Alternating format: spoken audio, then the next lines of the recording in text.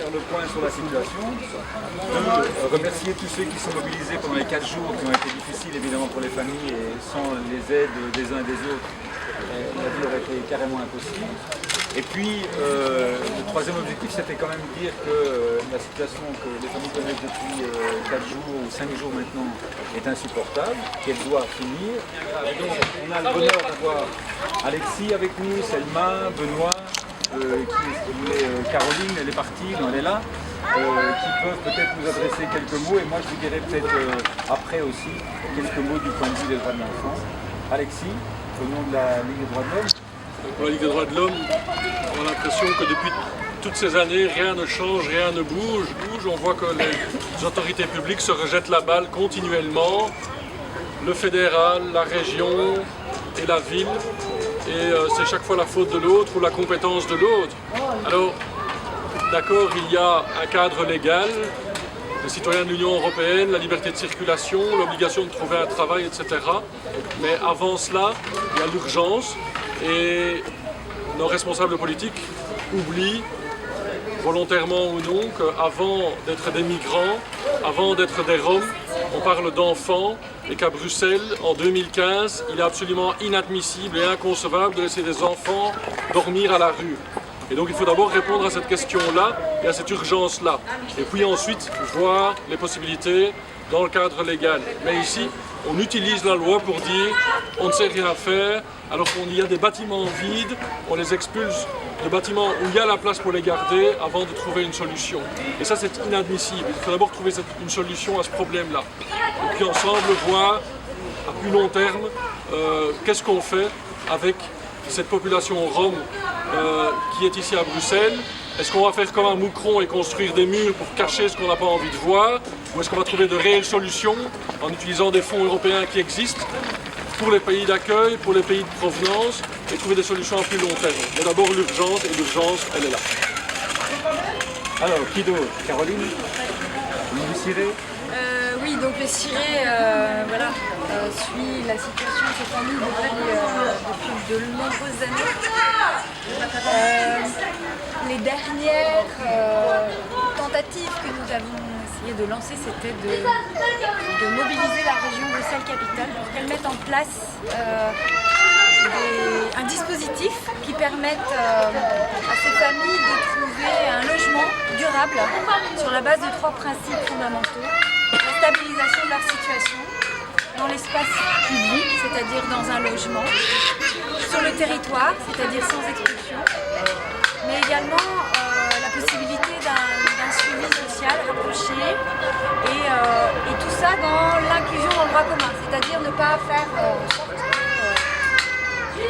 qu'ils soient mis à l'écart et bien vus comme les Roms qui sont mis à l'écart. Donc l'idée c'est vraiment d'essayer de promouvoir ça.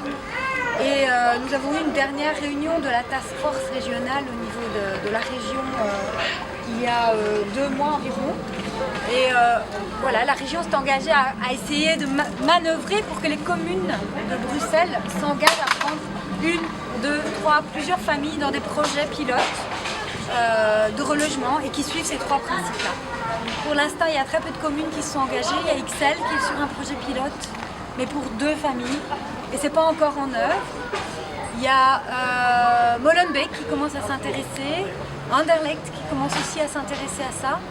Parce qu'en fait, la problématique de ces familles, c'est qu'elles subissent une situation d'errance, que ce soit en Europe, entre la Belgique et la Slovaquie, on va dire, et à l'intérieur du territoire belge, bruxellois en particulier. Une errance qui ne s'enraye jamais, puisque personne ne met un terme à cette errance.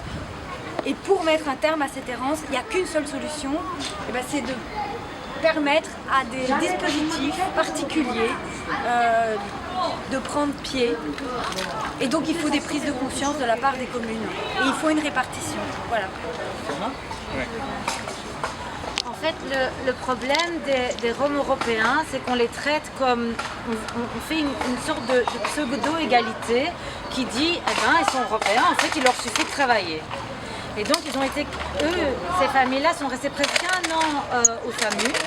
Et il y avait normalement un suivi social qui se faisait.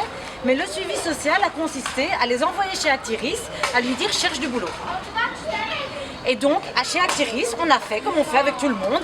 Vous savez faire quelque chose, vous savez rien faire, bon, on va vous faire un CV pour aller chercher du boulot comme agent d'entretien.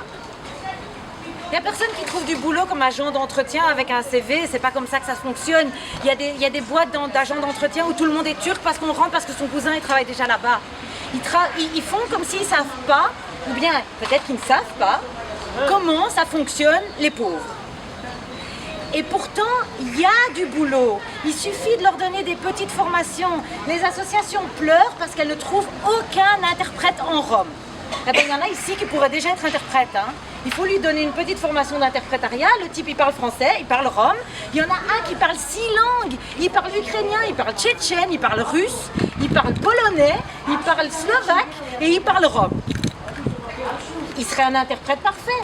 Et simplement, on lui a juste fait un CV d'agent d'entretien. Mais quelle boîte il faut pas délirer. Quelle vieille dame belge va accepter de prendre en titre-service le grand monsieur Rome avec ses tatouages sur les bras. Franchement. Et donc on fait comme s'ils étaient exactement les mêmes que les autres, alors que c'est aussi de la discrimination de traiter de la même manière des gens qui sont dans des situations différentes. Il faut leur prévoir des moyens de les rebooster et de créer chez eux des personnes qui seraient capables de remonter toute la communauté. Dans d'autres communautés, il y a aussi des animateurs communautaires, des gens à qui on a appris à être animateurs communautaires, à aller dans la rue, aller à la rencontre. Eh bien, il n'y en a pas chez les Roms. Et pourtant, c'est des formations assez courtes et ces gens ont droit aux formations puisqu'ils sont européens. Donc, à partir du moment où, comme Caroline Intran dit, on les stabilise, il ne faut pas juste les stabiliser, mais aussi mettre quelque chose en place pour que sur le long terme, ils puissent à un moment être acteurs de leur propre destin. Parce que pour le moment, chaque fois qu'on les a plus ou moins stabilisés dans un endroit, eux, ils ont cru que tout allait bien et ils font vraiment tout ce qu'on leur demande. Hein. On leur demande d'envoyer les enfants à l'école, ils envoient leurs enfants à l'école. On leur demande de remplir des CV, ils vont remplir des CV. On leur demande de se réinscrire tous les 3 mois chez Actiris, ils vont se réinscrire tous les 3 mois chez Actiris. Ils font tout ce qu'on leur demande. Et puis un jour, du jour au lendemain, parce que ça s'est vraiment passé du jour au lendemain, on leur dit « Ah ben bon, maintenant vous devez retourner dans un parc. » C'est juste pas cohérent, imbécile comme politique et coûteux parce qu'en fait, chaque fois qu'on les garde, nous, en tant qu'avocats, on fait condamner l'État belge. On a déjà fait condamner l'État belge à les loger dans des hôtels. Et donc, chaque fois, ça coûte un pont, alors que de faire une vraie politique intelligente, sociale et non discriminatoire à leur égard, ça reviendrait beaucoup moins cher que toutes les conneries qu'on a fait jusqu'ici. Voilà. Je voulais dire c'est que cette situation, tous les intervenants qui parlent de la durée des années. Pour ma part, il y a au moins 5 ans que je connais cette famille parce que j'ai travaillé au service social avec eux et c'est exactement ce que vous dites, c'est vrai. On se contente de les envoyer un peu à Actiris pour faire un petit CV, tout ça là. Bon. Mais ce que je voulais dire, qu'est-ce que vous attendez maintenant des autorités qui, depuis 5 ans, dorment sur ce dossier? Est-ce que vous attendez vraiment quelque chose? Moi, je comprends très bien que ce sont des ressortissants européens, certes, qui doivent rentrer dans la loi européenne. Mais les enfants, est-ce que la loi européenne permet, ou bien il y a un dispositif européen qui permet de laisser les enfants, moi je ne vois pas, de dormir dehors. Je pense que c'est non. Alors, est-ce que on va, comme je le dis, on va rester comme ça, attendre, pleurnicher derrière les gens qui dorment devant un dossier depuis plusieurs années. Ça fait plusieurs années, plusieurs hivers que cette famille passe dehors. Est-ce qu'on va continuer à regarder comme ça? Moi je me pose la question, si à certains moments il ne faut pas forcer. Je répondrai bien, mais je vais laisser d'abord la parole à Benoît. Oui. Au nom de DUI. Donc très rapidement, DUI Défense des enfants internationale se préoccupe évidemment de la situation, d'une situation de cet ordre-là. C'est de la maltraitance, je pense qu'on est tous d'accord pour le dire. La façon dont ils sont traités, vous l'avez rappelé, depuis 5 ans et parfois plus longtemps, déplacés constamment, être obligés de se réintégrer dans d'autres lieux et de changer d'école. Il n'y a absolument aucune continuité dans la prise en charge. charge. Alors par contre, il y a des dispositifs qui sont très clairs, qui disent de manière très claire qu'on ne peut pas laisser des enfants sans prise en charge, sans aide, sans accompagnement, tel que c'est fait comme c'est le cas maintenant. La Cour constitutionnelle a à plusieurs reprises rappelé ces principes. Donc si dans certains cas, pour des adultes, il peut y avoir une privation de l'aide sociale, il ne peut pas y avoir de privation d'aide sociale pour des enfants. Et donc le droit à l'aide, il est là, il est établi.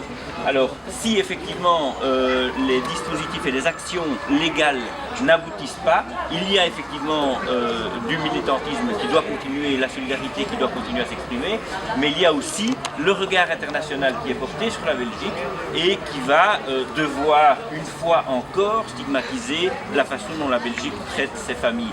On ne peut pas admettre qu'un pays comme la Belgique déclare qu'elle n'est pas capable de prendre en charge quelques dizaines, quelques centaines de personnes qui sont dans ces situations-là. C'est évidemment une réponse totalement inadmissible.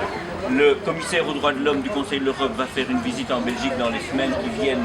Je pense que ça fait partie des exemples qu'on va lui montrer sur la manière dont la Belgique se préoccupe des droits de l'homme. Le comité des droits sociaux du Conseil européen va également être amené ou pouvoir être amené à se poser sur la question. Il a déjà rappelé le principe que les enfants ont droit à une aide, un hébergement, une prise en charge, et on envisage d'autres recours internationaux. À partir du moment où les recours au niveau belge ne suffisent pas, il va falloir que des instances internationales se penchent sur la question et évidemment une multiplication des actions à tous les niveaux. Je crois que c'est vraiment la seule solution. Je voudrais simplement rajouter que je suis intimement persuadé que s'il y a une ébauche de solution qui peut être envisageable, elle ne viendra que d'un dialogue entre les autorités fédérales, les autorités régionales et les collectivités locales. J'entends les communes, les CPS, Bruxellois. Je ne pense pas qu'on puisse imaginer de continuer encore longtemps comme on le fait maintenant. Le fédéral renvoie au régional, le régional renvoie aux communes et ainsi de suite. C'est clair que la région a entamé, a engagé une task force, c'est ce genre de machin qu'on met en place quand on n'a pas de réponse à des questions importantes, mais il faut dire que cette task force ne s'est pratiquement jamais réunie. Alors tu lui as dit qu'elle s'est réunie il y a 2 mois, mais c'est la seule fois en 1 an qu'elle s'est réunie, c'est dire l'importance que la région accorde à cette question-là. Donc je crois vraiment que s'il y a une ébauche de solution qui existe quelque part, elle vient d'une concertation entre les différents niveaux de pouvoir. Et je ne retire pas non plus la responsabilité des communautés, notamment sur les matières d'aide sociale spécialisée, sur les questions d'enseignement, où il y a quelque chose à faire autour de ce public-là. Donc je redis ce que Benoît a dit, la Convention des droits de l'enfant, c'est non seulement c'est un texte, c'est le texte international le plus signé, le plus ratifié au monde, où on le dit 15 fois dans toutes les interventions publiques qu'on fait. C'est un texte qui oblige évidemment chaque État signataire à faire en sorte que les différents articles soient respectés, ce qui n'est évidemment pas le cas. Vous avez une série de droits évidemment qui ne sont pas respectés, on pourrait les énumérer, mais c'est évident qu'ils ne sont pas respectés. Et puis c'est aussi un engagement solidaire. Quand on signe un texte international, on s'engage vis-à-vis des autres pays signataires. En l'occurrence, voilà, la Slovaquie est signataire. Si la Slovaquie a des difficultés, eh bien, on peut tout à fait bien engager un dialogue aussi avec les autorités des autres pays pour faire en sorte que la situation de ces enfants ne soit pas aussi catastrophique que ce qu'on connaît aujourd'hui. Et donc je voudrais terminer en vous remerciant d'être venu aujourd'hui parce qu'un dimanche de congé à 3h30 alors qu'il fait relativement beau, c'est courageux de votre part. Remercier tous ceux qui depuis mercredi, parce que je rappelle quand même que mercredi, tout le monde savait que c'était la veille d'un long week-end, l'effet d'asile acheté tout le monde dehors sans rien. Donc on a dû en urgence chercher des tentes et heureusement Samuel est passé à des couvertures, sinon la nuit aurait été catastrophique. Puis il a commencé à pleuvoir et puis la solidarité s'est manifestée heureusement, sans quoi la famille aurait beaucoup de difficultés.